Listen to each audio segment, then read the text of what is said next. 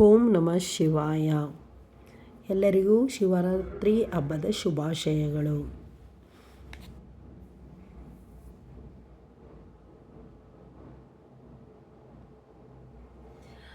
Hi, ಎಲ್ಲರಿಗೂ ನಮಸ್ಕಾರ. ನಾನು Mamata. Welcome to my channel Mamata Mysuru. ಎಲ್ಲರಿಗೂ ಹ್ಯಾಪಿ ಶಿವರಾತ್ರಿ. ಅಂದರೆ ಈ ಶಿವರಾತ್ರಿ ಎಲ್ಲರಿಗೂ ಸಹ ಒಳ್ಳೆಯದನ್ನೇ ಮಾಡಲಿ ಅಂತ ಕೇಳ್ಕೊಳ್ತೀನಿ ಭಗವಂತನಲ್ಲಿ. ಈ ಶಿವರಾತ್ರಿ ದಿನ ನಾನು ಯಾವ ರೀತಿ ಕೆಲಸ ಮಾಡಿದೆ, ಮತ್ತು ಯಾವ ರಂಗೋಲಿಯನ್ನು ಬಿಟ್ಟೆ, ಮತ್ತು ಶಿವರಾತ್ರಿನ ಯಾವ ರೀತಿ ನಾನು ಆಚರಣೆ ಮಾಡಿದೆ ಅನ್ನೋದನ್ನು ಈ ನನ್ನ ಚಾನಲ್ನಲ್ಲಿ ನೀವು ನೋಡ್ಬೋದು.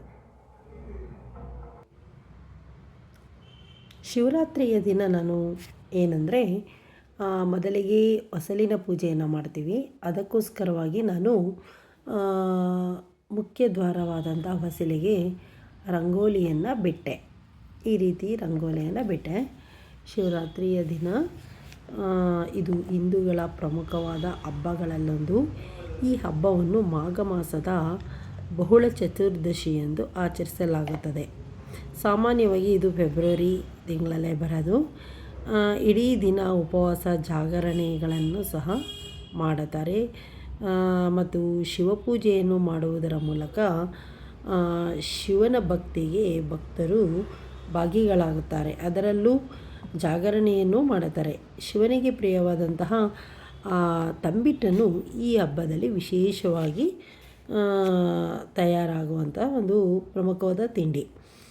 ಓಂ ನಮಃ ಶಿವಾಯ ಅಂತ ನಾವು 108 ಬಾರಿ ಶಿವನನ್ನು ಈ ಒಂದು ಶಿವರಾತ್ರಿಯ ದಿನ ಹೇಳಿದರೆ ಒಂದು ಪುಣ್ಯ ಫಲ ದೊರಕುತ್ತದೆ ಎಂದು ಪುರಾಣಗಳಲ್ಲೇ ಹೇಳಲಾಗಿದೆ. ಆದ್ದರಿಂದ ಶಿವರಾತ್ರಿಯ ದಿನ 108 ಬಾರಿ ನಾವು ಓಂ ನಮಃ ಶಿವಾಯ ಎಂದು ಹೇಳಬೇಕು. ನಾನು ಮುಖ್ಯ ದ್ವಾರದಲ್ಲಿ ಈ ರೀತಿಯ ರಂಗೋಲಿಯನ್ನು ಬಿಟ್ಟೆ. ನಂತರ ಬೆಳಗ್ಗೆ ಬೇಗ ಎದ್ದು ದೇವರಿಗೆ ಹಾಲಿನ ಅಭಿಷೇಕವನ್ನು ಮಾಡಿದೆ. ಮುಖ್ಯವಾಗಿ ಏನಂದರೆ, ಶಿವನಿಗೆ ನಾವು ಹಾಲಿನ ಅಭಿಷೇಕವನ್ನು ಮಾಡುವುದರಿಂದ ಯಾವಾಗಲೂ ಸಹ ಎಲ್ಲರ ಮನೆಯಲ್ಲೂ ಸಹ ಮಾಡೇ ಮಾಡ್ತಾರೆ. ಆದ್ದರಿಂದ ನಾನು ಸಹ ಇವತ್ತು ಏನಂದರೆ, ಶಿವನಿಗೆ ಅರಿಶಿಣ ಕುಂಕುಮವನ್ನು ಇಟ್ಟು ಹಾಲನ್ನು ಅಭಿಷೇಕ ಮಾಡಬೇಕಾದ್ರೆ ಅದಕ್ಕೆ ನಾವು ಜೇನುತುಪ್ಪ ಮತ್ತು ಹಸಿ ಹಾಲಾಗಿರಬೇಕು. ಅದು ಕಾಯಿಸಿದ ಹಾಲನ್ನು ಯಾವತ್ತೂ ಅಭಿಷೇಕವನ್ನು ಮಾಡಬಾರ್ದು.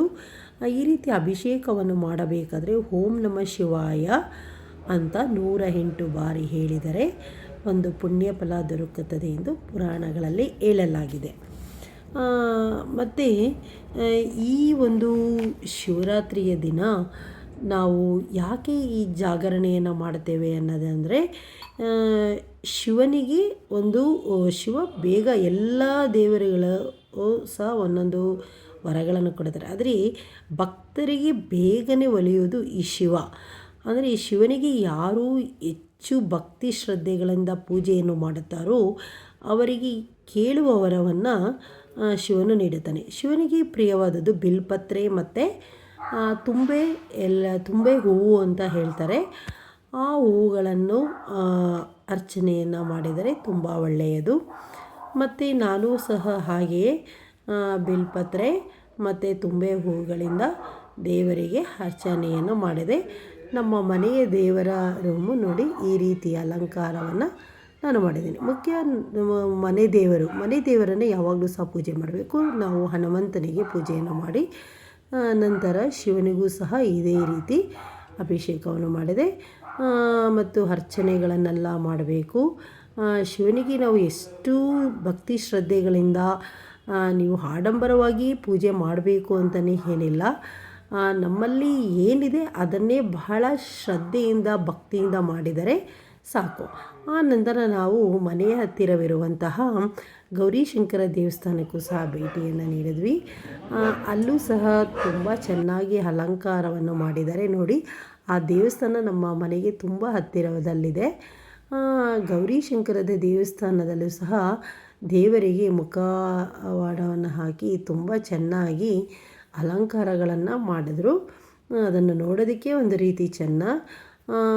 ಮತ್ತು ಶಿವನ ಒಂದು ಈ ಅಲಂಕಾರ ಆ ಗೌರಿಶಂಕರದಲ್ಲಿ ಮಾಡಿದರು. ತುಂಬ ಜನ ಸೇರಿದರು ಮತ್ತು ಜಾಗರಣೆಗಳನ್ನು ಮಾಡುವುದಕ್ಕೋಸ್ಕರ ಭಕ್ತಾದಿಗಳು ಬಂದಿದ್ದರು. ಬಸವನ ಒಂದು ಇದು ಸಹ ನೋಡಿ, ವಿಗ್ರಹ ಎಷ್ಟು ಚೆನ್ನಾಗಿದೆ. ಮತ್ತು ಈ ರೀತಿಯಾಗಿ ಒಂದು ದೇವಸ್ಥಾನಗಳಲ್ಲೂ ಸಹ ತುಂಬ ವಿಜೃಂಭಣೆಯಿಂದ ಆಚರಣೆಯನ್ನು ಮಾಡುತ್ತಾರೆ.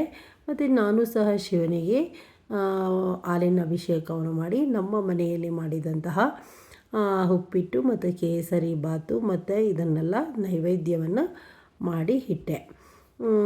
ಇದನ್ನೆಲ್ಲ ಮಾಡಿ ಇಡೋದ್ರಿಂದ ಏನಾಗುತ್ತೆ ಅಂತ ಹೇಳಿದ್ರೆ, ಒಂದು ಶಿವನ ಒಂದು ಭಕ್ತಿಯೂ ಸಹ ಹೆಚ್ಚಾಗುತ್ತೆ ಮತ್ತು ಒಳ್ಳೆಯದು ಆಗುತ್ತೆ ಅನ್ನೋದು ಒಂದು ನಮ್ಮ ಹಿಂದೂಗಳ ಪ್ರತೀತಿ. ಈ ವಿಡಿಯೋ ಇಷ್ಟ ಆದರೆ ಲೈಕ್ ಮಾಡಿ.